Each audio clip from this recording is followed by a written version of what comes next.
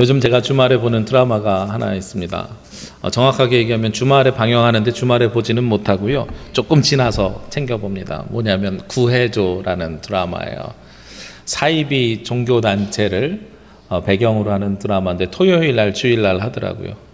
어제 거 못 봤어요. 오늘 이따 저녁에나 볼 것 같아요. 내일 또 이제 오늘 거 봐야 되겠죠. 그런데 그 구해줘라는 걸 보니까 굉장히 사이비 종교단체를 잘 묘사했더라고요. 저도 혹해가지고 빠져들기 쉽겠더라고요. 집회하는 모습 보면은 아주 열정적으로 합니다. 그러면서 뭐라고 막 이렇게 이야기해요. 그런데 몇 가지를 좀 각색을 했더라고요.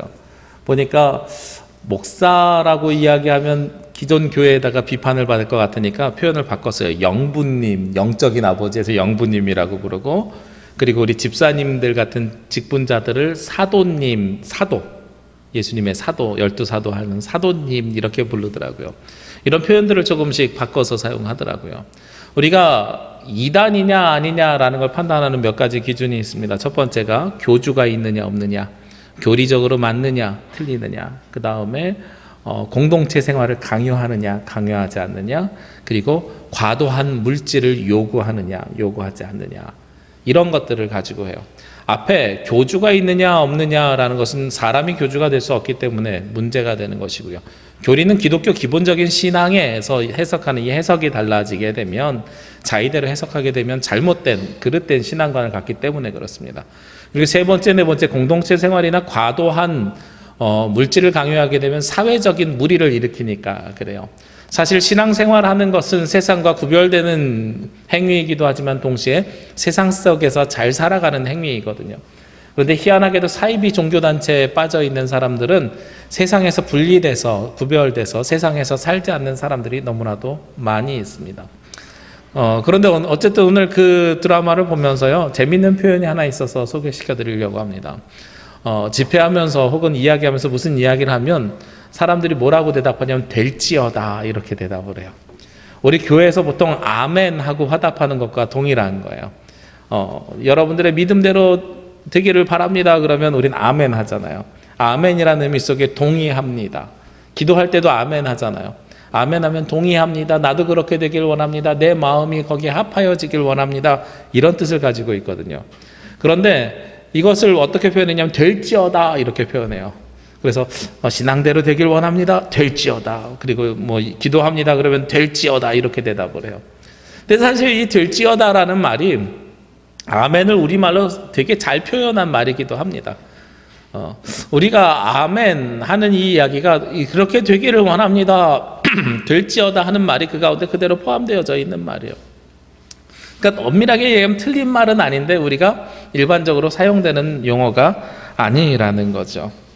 이 될지어다 이렇게 되기를 원합니다 하고 이야기하는 것이 또 있습니다. 바로 어디에서 그렇게 이야기하냐면 자기계발서 같은 데에서 그대로 되기를 원합니다, 말하는 대로 되기를 원합니다 하고 이야기를 해요. 한동안 유행했던 시크릿이라는 책을 보면 어떻게 이야기하냐면 세상에서 성공한 사람들에게는 비밀이 있습니다.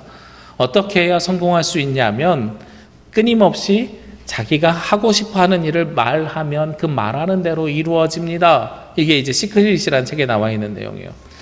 이지성이라는 작가가 쓴 꿈꾸는 다락방도 마찬가지예요. 우리가 꿈을 꾸고 그 꿈을 계속해서 이야기하면 그 꿈대로 이루어집니다 라고 이야기하고 있어요. 우리 개그맨 유재석이 노래 부를 때도 비슷한 내용을 가사로 담아서 불렀죠. 말하는 대로 어느 날 자기가 그 말하는 대로 그 꿈이 이루어졌어요 라고 이야기합니다. 이 모든 것들이 다 내가 원하는 대로 될지어다 이렇게 생각하는 거죠. 이게 다른 말로 이야기하면 우리가 가지고 있는 믿음이 바로 이런 것이에요. 그렇게 되기를 원합니다 라고 하는 것이 바로 믿음이라는 겁니다. 우리가 히브리서 11장 믿음장이라고 하는데 히브리서 11장 1절 말씀에 보면 그렇게 되어 있잖아요. 믿음은 바라는 것들의 실상이요 보지 못하는 것들의 증거니라. 그렇게 되기를 원합니다 하는 것이 바로 믿음에서부터 나온다는 거죠. 그런데 이 믿음을 가질 때 우리에게 중요한 것이 있습니다. 바로 그 믿음의 대상이 누구인가 어디인가라는 거예요. 제가 회개를 말씀드릴 때도 마찬가지고요. 이 하나님 나라에 대해서 말씀을 전하는 내내 여러분에게 부탁드린 게 있어요. 뭐냐면 우리의 방향이 목적지가 분명해야 된다는 거예요. 회개도 방향성을 전환시켜서 하나님을 향해서 나아가는 것, 예수 그리스도를 향해서 나아가는 것, 이것이 바로 회개라고 말씀드렸고요. 복음도 마찬가지입니다. 나를 위해서 십자가에 달려 죽으신 예수 그리스도를 향해서 나아가는 것 죄송합니다. 예수 그리스도를 향해서 나아가는 것, 그리고 그 예수 그리스도를 믿고 따르는 것, 이것이 바로 복음이라고 말씀드렸어요. 오늘 믿음도 마찬가지예요. 우리가 될지어다, 될 거예요. 믿음대로 되겠지요. 그런데 어디를 향한 믿음이어야 그것이 온전하게 이루어지느냐 하는 것이 중요하다는 겁니다. 세상 사람들도 기도는 합니다. 불교에서도 기도를 해요. 무속신앙도 기도합니다. 아니요, 믿지 않는 사람들도 기도합니다. 제가 간혹 어디 일반적인 모임에 가서요, 혹은 돌잔치 같은 데 가가지고 믿지 않는 사람들이 많이 있는 곳에서 예배를 드릴 때, 우리 믿지 않으신 분들도, 장례 치를 때도 그 얘기하죠. 믿지 않으시는 분들도 우리 고인이 좋은 곳을 가기를 바라는 마음으로 함께 기도하셨으면 좋겠습니다. 기도 안 하시는 분 없어요. 이 멘트 하면은요, 거부하시는 분도 없어요. 종교가 달라도 고인이 좋은 곳을 가길 원하는 마음으로, 돌잔치 우리 아이가 건강하게 자라기를 바라는 마음으로 기도합시다 그러면 다 동의하고 기도해요. 그런데 이 기도의 대상이 사실은 분명해야 되는 것처럼 우리의 믿음의 대상도 분명해야 됩니다. 우리의 믿음의 대상이 누구입니까? 때가 찼고 하나님의 나라가 가까이 왔고 회개하고 복음을 믿어라. 우리의 믿음의 대상은 뭐예요? 복음을 믿는 것, 복음이어야 된다는 겁니다.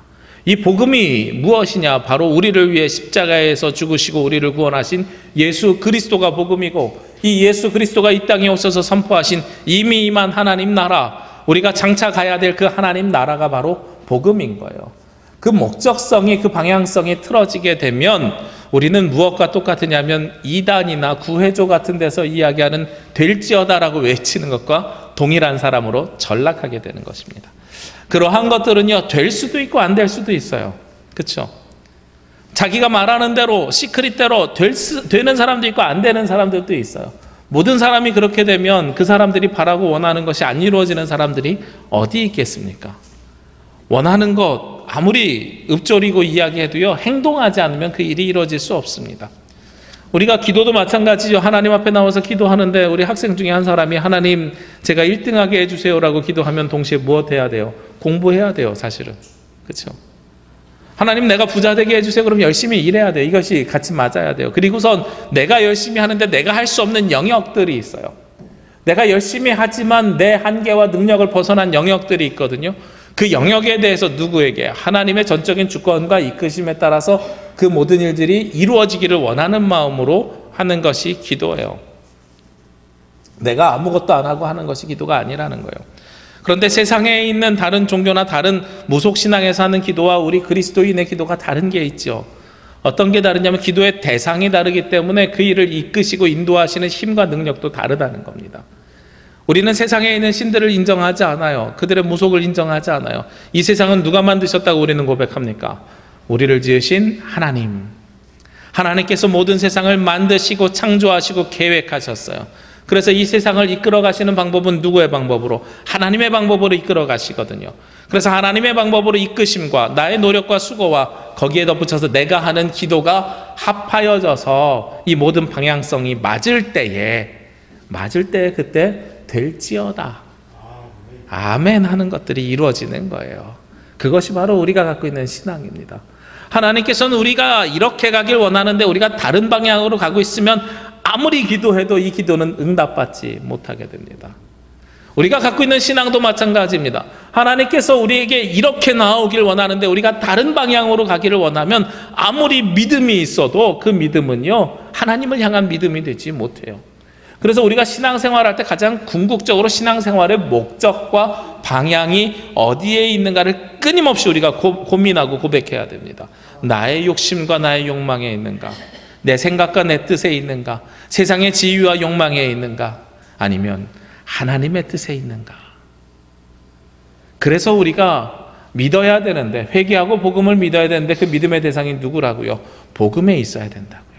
그리고 그 복음은 바로 때가 찼고 이미 임한 그 하나님 나라, 그 하나님 나라를 향한 복음에 우리의 신앙의 목적과 방향성이 있어야 한다는 것입니다. 그래야 우리가 그 믿음이 온전한 믿음으로 바뀌게 되는 거예요. 우리는 교회 다닌 사람들을 믿는 사람, 보통 신자라고 합니다. 이 교회에 들어오는 세 가지, 믿음을 갖게 되는 세 가지 통로가 있다고 제가 말씀을 드렸어요. 첫 번째 통로는요, 저와 같은 사람이요. 어릴 때부터 타고난 사람이요. 태어났더니 그냥 당연하게 자연스럽게 교회를 다니는 사람, 모태신앙이라고 부르는 사람들입니다. 이런 사람들이 교회에 오는 첫 번째 통로입니다. 두 번째 통로는 지적으로 혹은 이론적으로 설득이 돼서 들어온 사람들이에요. 설득이 돼서 신앙생활을 하는 사람들. 그래서 지적인 통로로 들어오는 사람들이 있습니다. 세 번째 통로는요, 경험을 통해서 들어온 사람이 있어요. 내 인생이 어렵고 힘든데 하나님께서 인도하셔서 기도했더니 내가 정말 응답받고 초자연적인 현상을 경험함을 통해서 하나님께서 계시다는 것을 믿고 주님 앞에 나온 사람들이 있어요. 이게 하나님 앞으로 나오는 통로인데, 이 통로가 지금은 어떻게 사용되냐면 신앙생활을 유지해가는 방법으로 사용되고 있더라고요. 그래서 어떤 사람들은요, 신앙생활을 계속해서 어떻게 유지하냐면, 모태신앙이야 어쩔 수 없는 거지만, 신앙생활을 유지하고 믿음을 유지하는 방법이 바로 지적인 설득인 거예요. 목사님 말씀이 좋아, 알아듣기 좋아, 그러면 신앙생활 잘 해요. 근데 목사님 설교가 알아듣기 좋다라는 이야기는 반대로 이야기하면 내가 설득당하고 있어라는 이야기하고 사실은 똑같은 거예요. 오늘 말씀을 들으면서 나 오늘도 설득당하고 있어, 고개 끄덕거리고 있어 라는 이야기와 똑같다는 겁니다. 그런데 이러한 설득은 교회에서만 하는 게 아니라 사실 세상의 강연에서도 설득하는 겁니다. 그런데 그 대상이 우리가 하나님을 향해 있는 것이 좀 다를 뿐이죠. 이 설득이라는 것이, 지식이라는 것이 좋게 사용될 때는 되게 좋습니다. 하나님의 말씀, 성경이 사실인 것 그대로를 받아들이고 이 성경을 그대로 믿는 것 얼마나 은혜로운 일입니까? 그래서 이 성경을 알아가고 깨달아가고 성경을 나의 지식으로 쌓아가는 것은 되게 중요한 일입니다. 성경에서는 끊임없이 우리에게 무엇을 요청하냐면 지혜로운 사람이 되라고 요청하거든요. 지혜로운 사람은 세상에 지식이 많은 사람을 이야기하는 것이 아니라 하나님의 뜻이 무엇인지를 분별하는 사람이 지혜로운 사람이고, 하나님의 뜻을 분별하기 위해서는 성경에서 우리가 처해 있는 이 상황에서 어떻게 해법을 제시하는지 알 수 있는 사람이 바로 지혜로운 사람이에요. 그러니까 이 지식, 설득을 통해서 신앙생활하는 건 너무나도 중요합니다. 그런데 가끔요, 어떤 청년들이 저에게 질문을 하냐면, 목사님, 제가 이 성경을 사실로 받아들여서 믿고 있었는데 어느 날 보니까 마태복음이랑 누가복음이 달라요. 용어가 좀 다르게 표현되거나 관점이 좀 다르게 표현된 것들이 있죠. 어느 날 보니까 구약 성경과 신약 성경이 모순돼요. 이게 사실이면 이럴 수 있는 일들이 벌어질까요? 라고 물어보는 사람들이 간혹 있어요. 설득에만 의존해서 우리가 믿음 생활을 해 나가게 되면은요, 나의 이성과 사고로 이것을 판단했을 때 부딪힘이 생기는 일에 대해서 무엇까지도 부딪힘이 생기냐면 믿음, 신앙의 부딪힘도 생깁니다. 지적인 부딪힘뿐만 아니라 신앙의 부딪힘이 생기기도 해요. 요즘 대통령이 임명한 사람 중에 저랑 이름이 똑같은 사람이 있더라고요. 박성진이요. 인사청문회 이렇게 한 해 만에 구설수에 올라있고 이래요. 검색어가 순식간에 1위가 돼서 나랑 똑같은 이름 가진 사람이 어떻게 1위가 되었어 하고 알아봤더니 그 사람의 논란의 시작은 창조과학회를 지지하는 것으로 시작됐고, 역사관 이러저러한 이야기들로 해요. 역사관이야 제가 터치할 부분은 아니지만 창조과학 우리가 많이 들어봤죠. 이 창조과학회에 속해 있고 카이스트 교수를 했고 그쪽 관점에 있었던 것, 저는 참 그것만으로는 잘못된 신앙관을 가지고 있다라고 말씀을 드리고 싶어요. 왜냐하면 우리나라에서는 이 창조과학을 거의 정설로 받아들이는데요, 창조과학은요 정설이 아니에요. 우리 인간의 교만함과 오만함을 드러내는 학문입니다. 창조과학이 어떤 거냐면, 하나님께서 성경대로 천지를 창조하셨는데, 그런데 그 성경대로 창조한 그 창조의 순서라든지 시간이라든지 이런 가치들을 무엇으로 해석하려고 하냐면 과학적 이론과 논리로 해석하려고 하는 거예요. 그래서 첫날에 창조한 것이 과학적으로는 어떤 현상이었을 것이고, 그것이 둘째 날 어떤 현상으로 진화했을 것이고, 셋째 날 어떻게 발전했을 것이며, 이러한 것들을 과학의 이론으로 증명하려고 한 것이 바로 창조과학이에요. 여기 아주 심각한 오류가 있어요. 시작부터 전제가 틀렸어요. 뭐냐면 하나님의 창조는요 전적인 하나님의 주권입니다. 그래서 우리는 그 성경에 기록된 사실을 그냥 믿어야 되는 거예요. 그런데 이걸 무엇으로 증명하려고 그래요? 과학으로 증명하려고 하는데, 이 과학이라는 건 무엇입니까? 인간의 논리와 설득이에요. 우리 세상에서는 인간의 논리와 설득으로 증명될 수 있는 것도 있지만 증명되지 못하는 것들도 많이 있습니다. 굳이 그것을 증명하려고 할 필요 자체가 우리에게는 없어요. 신앙적인 관점에서는요. 이성적이거나 아니면 논리적인 관점에서는 증명해야 될 필요가 있겠죠. 그래서 학문이라는 게 존재하죠. 그런데 신앙의 믿음이라는 관점에서 볼 때에는 이것이 사실이면 믿고, 그러면 과학적으로 논리적으로 이해되지 않으면 안 믿을 겁니까? 하나님께서 세상을 창조하셨다는 것이 과학으로 증명되지 않으면 안 믿을 거냐고요. 아니잖아요. 하나님께서 세상을 창조하신 건 사실이잖아요. 그것은 사실인데 우리의 이성과 사고로 그것을 전달할 수 있는 유일한 방법이 성경에 있는 글자밖에 없거든요. 그러니까 이 글자가 가지고 있는, 문자가 가지고 있는, 그리고 우리가 가지고 있는 언어가 가지고 있는 한계 안에 그 창조를 담아놓은 거예요. 그 놀라운 역사를 이 안에다가 어쩔 수 없이 담아놓은 거예요. 담아놨는데 이거를 거꾸로 설명한다고 해서 설명되느냐? 설명 안 되는 부분이 더 많아요. 그게 하나님이 만드신 세상이거든요. 사실을 믿어야 되는 것은 중요한 일입니다. 그런데 사실로 믿어야 되는 것이지 이것을 논리적으로 설득하거나 이해하려고 하면 믿음에 대한 오류가 생길 수 있다는 거예요. 사실은요, 성경은요, 그냥 그대로 믿어야 되는 것이, 논리적으로 설득하는 것이 아니라는 겁니다. 두 번째로는요, 우리가 이 믿음 생활을 유지해가는 방법 중에 하나가 체험하거나 경험하는 겁니다. 들어올 때도 체험과 경험으로 들어오신 분들은 굉장히 강렬하게 신앙생활이 시작이 됩니다.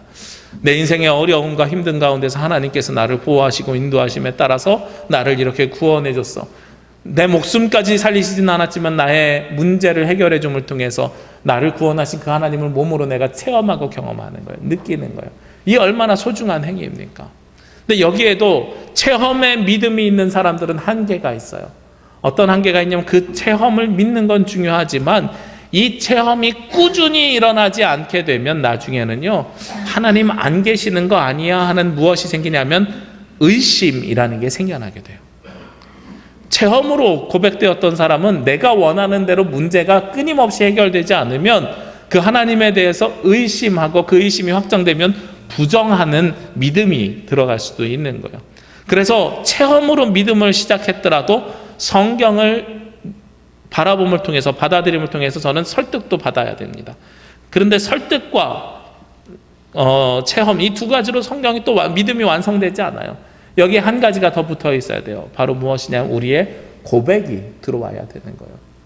저는 가끔 하나님께서 저에게 영적으로 힘들 때, 혹은 내가 고민하고 지적으로 부딪힐 때 가끔 저에게 하나님께서 체험을 주실 때들이 있어요.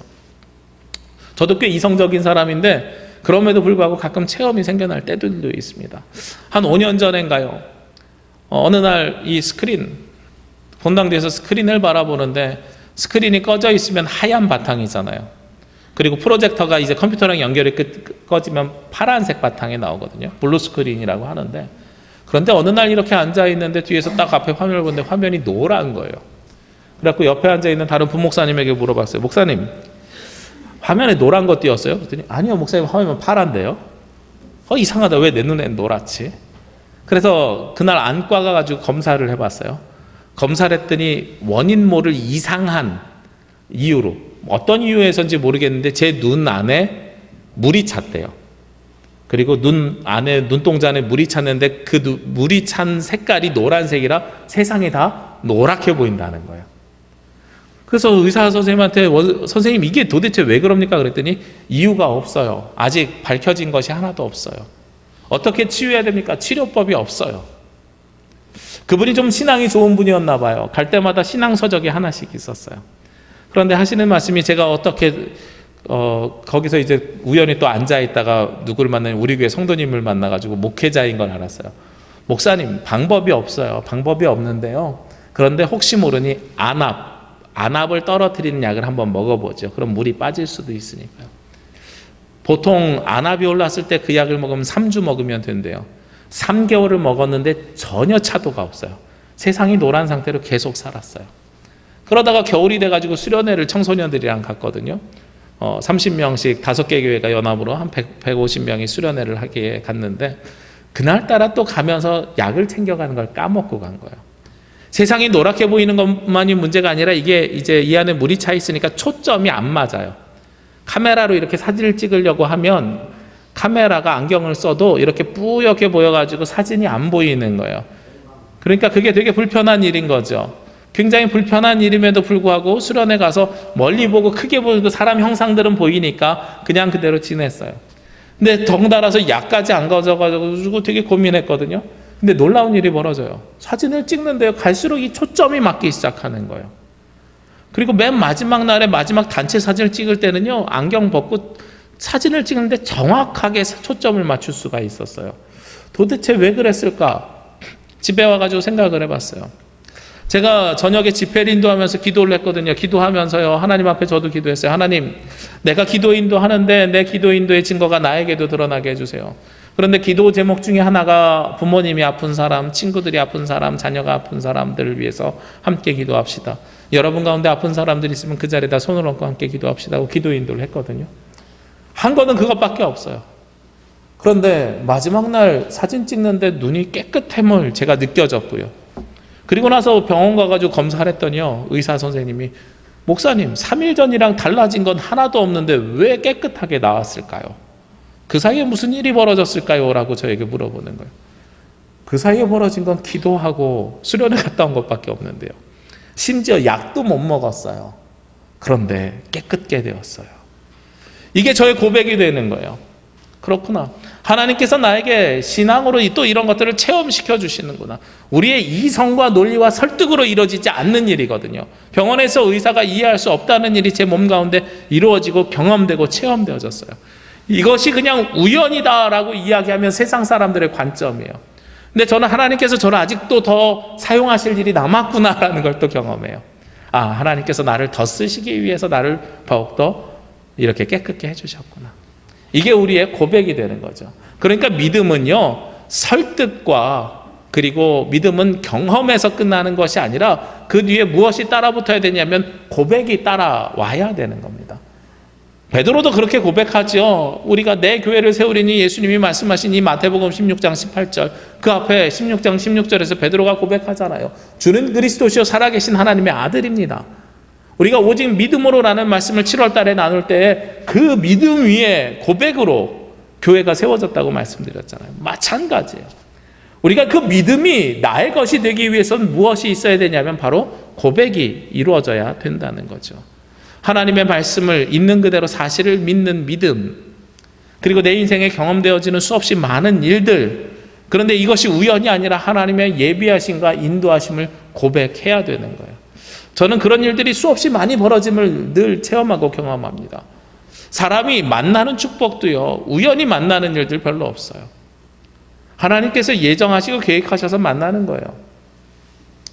제 동생이 군대 입대한 날 제 친구 하나가 군대에서 휴가를 나왔어요. 상병으로 휴가를 나왔는데 너 어디서 근무하니? 그랬더니 어느 부대 신병교육대 대대장 당번병이래요. 어머, 내 동생 오늘 그 부대로 입대했는데 내가 그러면 복귀해가지고 집에 전화시켜줄게. 그래서 일주일에 몇 번씩 집에 신병이, 훈련병이 전화를 저희 집에 했거든요. 그때 휴가 나왔던 그 그 대대장 당번병이 누구냐면 지금 종달교회 이재송 목사님이에요. 이게 우연이라고 하기에는 너무나도 저는 큰 은혜라고 생각을 해요. 어떻게 그게 우연으로 그냥 우리가 치부할 수 있겠어요? 그 같은 부대에 있었을지라도 그날 휴가 나오지 않았으면은요, 그 소통이 되지 않으면 그 관계가 만들어지지 않거든요. 정말 가슴 아픈 상태로 동생을 입대시켰단 말이에요. 집안이 모두 다 망해가지고 동생이 입대하고 그 다음날 차가 없어지고 집이 없어지고 아버지 사무실이 3개가 다 없어졌어요.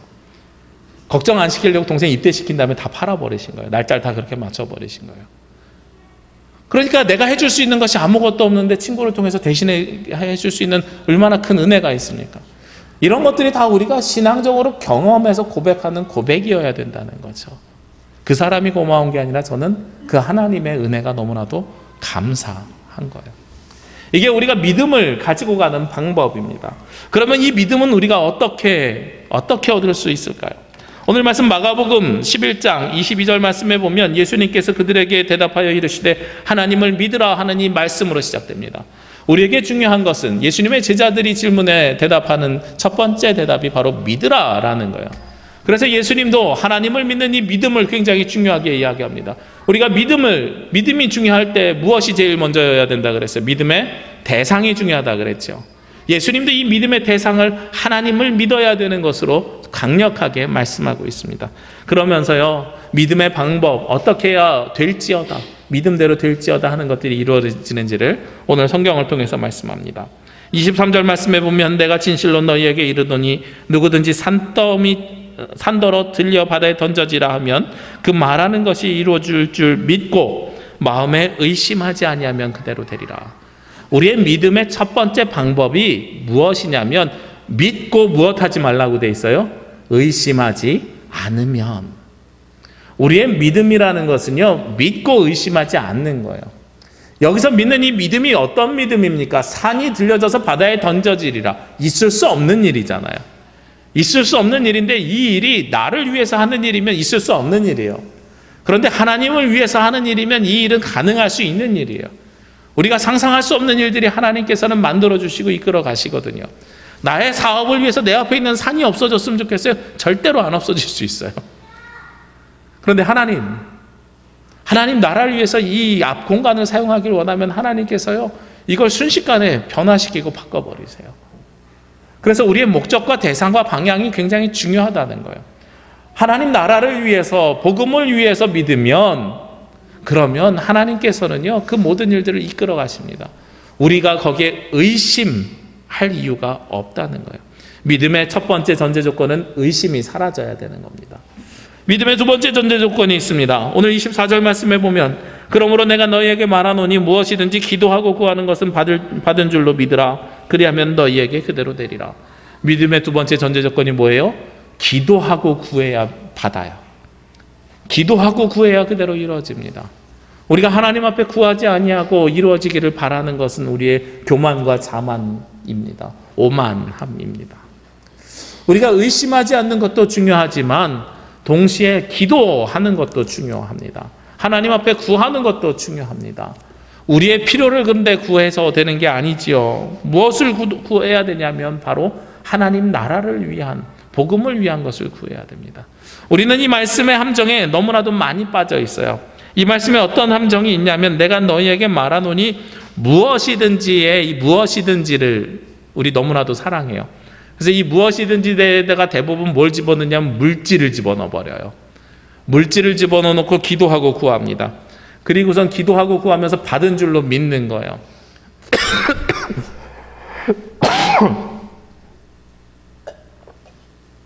제가 만났던 한 집사님 중에요, 이 말씀을 굉장히 신봉하시는 분이 있었어요.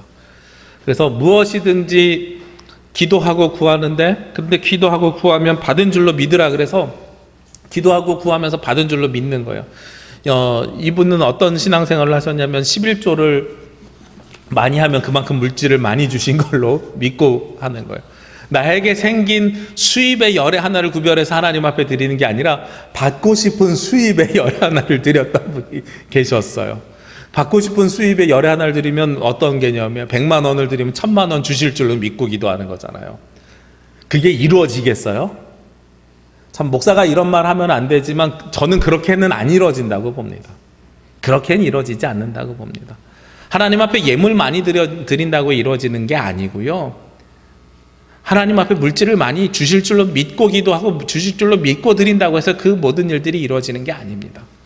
반대로 생각하셔야 돼요. 무엇이든지 하나님 앞에 기도하고 구하라고 이야기했지만 여기에서는 목적은 분명합니다. 목적과 방향은 분명합니다. 이게 전제이기 때문에 굳이 말하지 않는 거예요. 목적과 방향이 뭐라 그랬어요? 하나님 나라를 위해야 되고 복음으로 믿고 구해야 되는 거예요. 이 두 가지가 빠져 있으면 이것은 아무 소용이 없습니다. 이 두 가지를 근데 우리는 너무나도 잘 까먹어요. 잊어버려요. 나의 욕심과 나의 욕망이 너무나도 크기 때문에 그것을 자꾸 잊어버리게 됩니다. 그것은 그 뒤에 나와 있는 25절 말씀에서 우리가 분명히 알 수 있습니다. 서서 기도할 때 아무에게나 혐의가 있거든 용서하라. 그리하여 하늘에 계신 너희 아버지께서도 너희 허물을 사하여 주시리라. 우리에게 기도하면 받은 줄로 믿으라, 그리하면 너희에게 그대로 되리라 하면서 갑자기 무슨 이야기를 하시냐면 용서하래요. 용서하라는 말씀에다가 덧붙여서 또 무엇을 하라 그래요? 하늘에 계신 너희 아버지께서 너희의 허물들을 사하여 주실 것이다. 너희의 죄도 용서함을 받으라는 거예요. 이 두 가지가 단서조항처럼 붙어 있어요.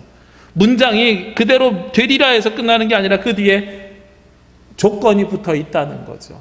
그러니까 그대로 되기 위해서는 우리가 무엇을 해야 돼요?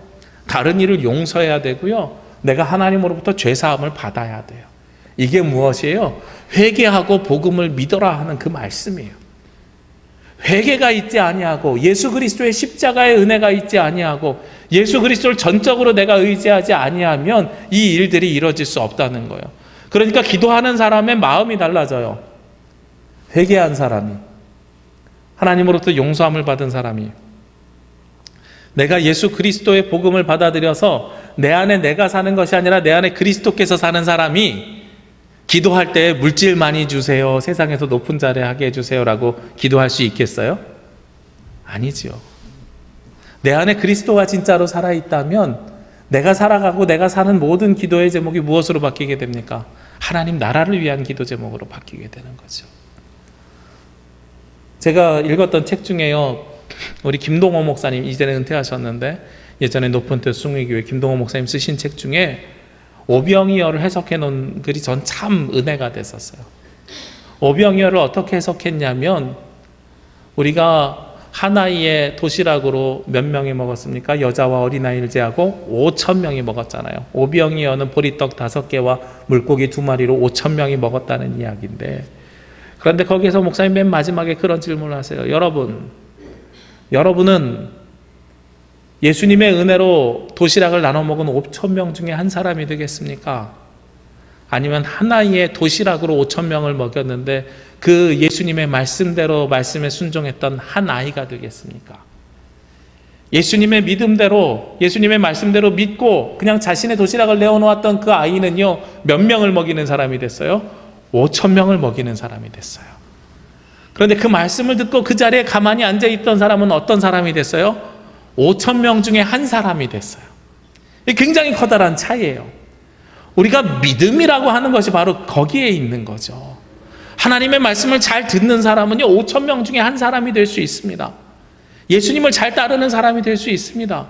그런데 우리가 하나님 앞에 무엇이든지 구하라고 말씀하셨지만 무엇으로 구하면은요, 믿음으로 구한다는 것은 예수님의 말씀에 순종해서 그 복음대로 살려고 하는 사람, 비록 가장 작은 것이지만 내가 가지고 있는 것을 전부 내어드렸던 사람, 그 어린아이는 몇 명을 먹이는 사람이 되냐면 5,000명을 먹이는 사람이 됐어요. 그의 믿음에 예수 그리스도의 축복과 은혜가 합쳐지니까요. 우리의 믿음이 그런 믿음이어야 된다는 거예요. 예수 그리스도를 믿고 예수 그리스도의 십자가의 은혜를 믿고 나의 죄가 용서함을 받고 나도 다른 사람들을 용서할 수 있는 사람들, 그들이 무엇이든지 간구했을 때 그대로 될 것이라고 하나님께서는 말씀하셨습니다. 모두에게 주시는 은혜가 아니라 용서함을 받은 사람, 죄사함을 받은 사람, 복음을 믿은 사람에게 주시는 은혜와 은총이라는 것입니다. 그래서 우리는 하나님 앞에 나와서 십자가의 은혜를 가지고 주님 앞에 나아가야 됩니다. 그래서 우리는 믿음을 가질 때 믿음의 대상이 중요하고 믿음의 방법이 중요하고 그리고 믿을 때 그 전제 조건들이 우리에게 중요한 거예요. 오늘 마가복음 1장 15절에 대한 말씀을 6주 동안 나누면서 오늘 그 말씀이 마무리가 됩니다. 때가 찼습니다. 이제는 복음을 믿어야 될 때가 된 거예요. 그 복음의 본질은 뭐냐면 이미 임한 예수 그리스도를 영접하는 순간 우리와 함께하는 하나님 나라이며 그 하나님 나라와 그 예수 그리스도와 함께 우리가 가야 될 그 나라입니다. 그 나라가 가까이 왔기 때문에 우리는 이제 무엇을 해야 돼요? 회개해야 됩니다. 오늘도 기도할 때 회개하고 용서함을, 죄사함을 받으라 그랬어요. 회개하고 그 예수 그리스도의 십자가의 은혜를 내가 받아들여야, 그리고 그 사실을 믿어야 그 나라가 우리 가운데 임재하고 임하게 되는 것입니다. 우리 귀한 성도님들, 이 땅에서 살아가시면서 세상의 것을 믿지 마시고 물질을 믿지 마시고 나의 욕심과 욕망을 믿지 마시고 우리가 믿어야 될 대상은 오직 예수 그리스도의 십자가의 은혜이고 복음입니다. 그 복음을 믿음을 통해서 하나님 나라가 여러분 가운데 임하시기를 원하고 그 복음을 믿음을 통해서 하나님 나라에 우리 함께 들어갈 수 있는 귀한 성도들이 되시기를 주의 이름으로 기도합니다. 기도드리겠습니다. 언제나 우리를 사랑하시며 우리와 함께 하시는 아버지 하나님, 이 땅에서 살아가는 주의 자녀들이 주님께서 주신 그 복음을 의심하지 아니하고 기도하며 간구할 때에 주님이 이루어지기를 원합니다. 그를 위해서 예수 그리스도의 십자가의 보혈로 죄사함 받게 하시고 그리스도의 사랑을 나누며 세상 사람들을 용서하며 그들에게 주의 사랑을 전하는 자들 되게 하여 주옵소서. 아버지 하나님, 저희들 이 땅에서 살아가면서 주님께서 주시는 그 믿음의 은혜가, 그 믿음의 생명이, 믿음의 증거가 늘 나타나며 고백되어지기를 원합니다. 아버지 하나님, 그러할 때에 저희들 세상에서 살아가면서 주님 안에서 살아가면서 참 기쁨과 행복을 누리는 자녀들 되게 하여 주옵소서. 이 모든 말씀 예수님의 이름으로 기도합니다. 아멘.